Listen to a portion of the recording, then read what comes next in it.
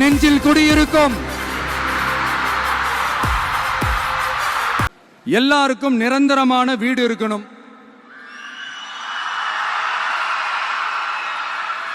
ஒவ்வொரு வீட்டுக்கும் ஒரு மோட்டார் சைக்கிள் வாகனம் உறுதியா இருக்கணும். காரும் தான் லட்சியம். அதுக்கான வசதி வாய்ப்பை உருவாக்குற அளவுக்கு பொருளாதார வளர்ச்சிக்கு வழியை உண்டாக்கணும். ஒவ்வொரு வீட்டில் இருக்கிற ஒவ்வொருத்தரும் மினிமம் டிகிரி படிச்சிருக்கணும்.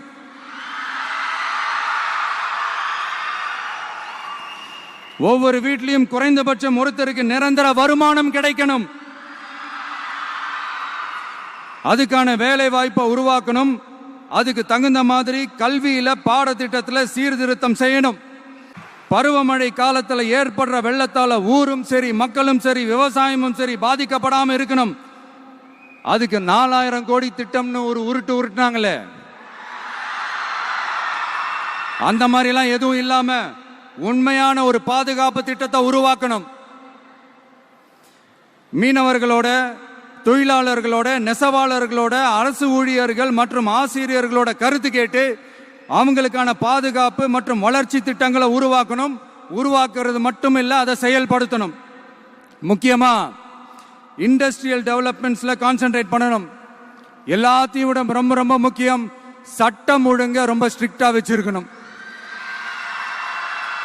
நம்மளுடைய அம்மா, அக்கா, தங்கச்சிகள், அவங்களுடைய பிள்ளைகள், குழந்தைகள் எல்லாருக்கும் பாதுகாப்பை, அதுவும் உண்மையான ஸ்ட்ராங்கான பவர்ஃபுல்லான பாதுகாப்பை உண்டாக்கணும். தைரியமா இருக்கணும்.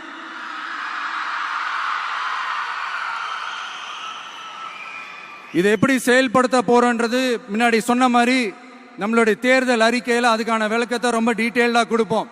நான் சும்மா மற்றவங்க மாதிரி அவங்கள மாதிரி எல்லாத்தையும் அடிச்சு விட்டுட்டு ஏமாத்துற வேலையெல்லாம் இங்க கிடையாது நம்ம கிட்ட. நான் மறுபடியும் சொல்றேன், நம்ம அரசியலுக்கு வந்தது உங்களுக்கு நல்லது நல்லது நல்லது மட்டுமே செய்யறது தான். எங்களுக்கு வேற எந்த அஜெண்டாவும் கிடையாது. இந்த விஜய் சும்மா எதையும் சொல்ல மாட்டான். ஒன்னு சொன்னா அதை செய்யாம விட மாட்டான். அது மக்களுக்கு நல்லாவே தெரியும். மர்மயோகின்ற ஒரு படத்துல அவருடைய கேரக்டர் பேர் கரிகாலன். அதுல ஒரு சூப்பர் டயலாக் ஒன்று சொல்லியிருப்பாரு. குறி வைத்தால் தவற மாட்டேன், தவறுமானால் குறியே வைக்க மாட்டேன்.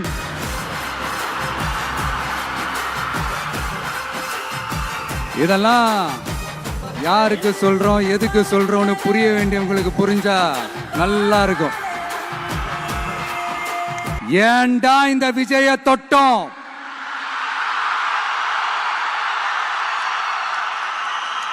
ஏண்டா விஜய் கூட இருக்கிற அந்த மக்களை தொட்டோம்?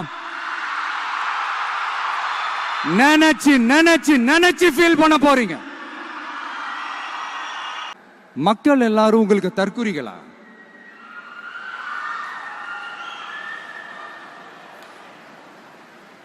அதே மக்களோட ஓட்டு வாங்க போற நாம தற்குறிகள்னா, அப்ப இவ்வளவு நாள் அதே மக்கள் கிட்ட இருந்தானே நீங்க ஓட்டு வாங்கிட்டு இருந்தீங்க.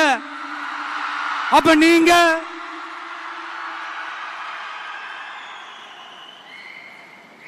அந்த மக்களுக்கு நீங்க காட்டுற மரியாதையும் நன்றியும் இதுதானா?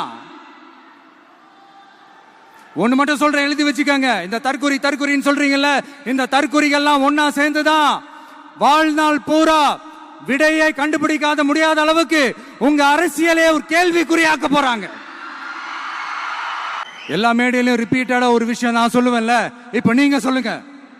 ஒண்ணு, இன்னொன்னு, ரிப்பீட். ஒண்ணு, இன்னொன்னு. My dear sir, my dear uncle,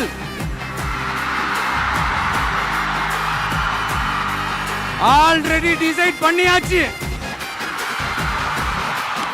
கான்பிடென்டா இருங்க மக்களே, நல்லதே நடக்கும், வெற்றி நிச்சயம். மீண்டும் சந்திக்கும் வரை நன்றி, வணக்கம்.